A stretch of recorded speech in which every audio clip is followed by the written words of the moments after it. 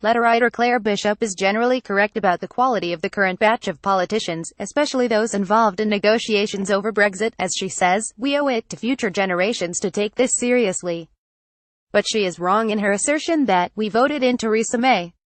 We, that is the British electorate apart from her constituents in Maidenhead, did no such thing.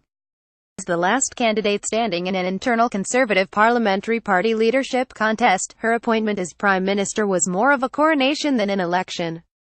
That she is not adequately equipped for the role of Prime Minister of Great Britain becomes more and more apparent as the weeks go by. Richard Fagan's Berkshire would Corbyn fare better than May? The political narrative of the day goes that more moderate Conservative MPs are caught between the rapidly Europhobic wing of their own party on the right and Corbyn's Labour on the left, and they dare not risk upsetting the former for fear of starting a chain of events leading to the possible election to government of the latter.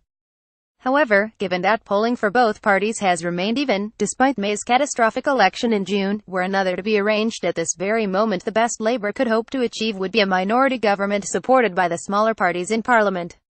It is just as likely that it would return another minority Conservative government with a new leader.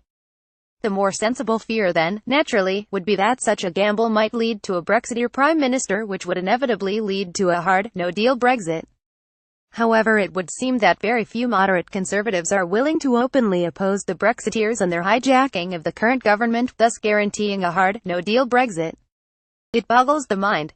Are these people so partisan that they honestly believe that 5 years of a minority Corbyn-led government constantly hindered by a still considerably sized Conservative opposition would be worse for the country than a cliff-edge Brexit?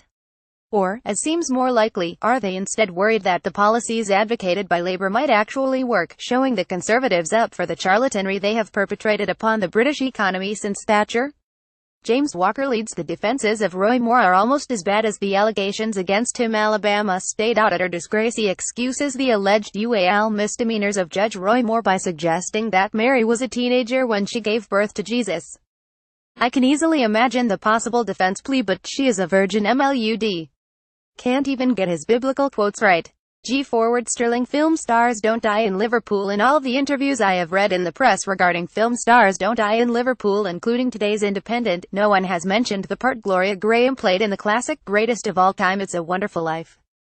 Surely she has to be remembered for her tart with a heart, Violet, whose life is saved by George Bailey, played by the incomparable James Stewart.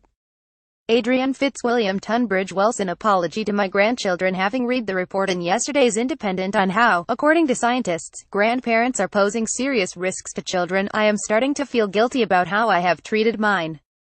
I taught one to ride a horse, she might have fallen off and broken her neck. I taught another how to plant potatoes, he might have caught Weil's disease from a recently urinating rat. I instructed another to walk on his own through the village to a neighbor's house, suppose he'd met a pedophile? For the youngest I built a giant palisade out of old pallets, he'll probably get a splinter and catch tetanus. Patrick Cosgrove, Shropshire. More about Theresa May, Jeremy Corbyn, Roy Moore. Reuse content.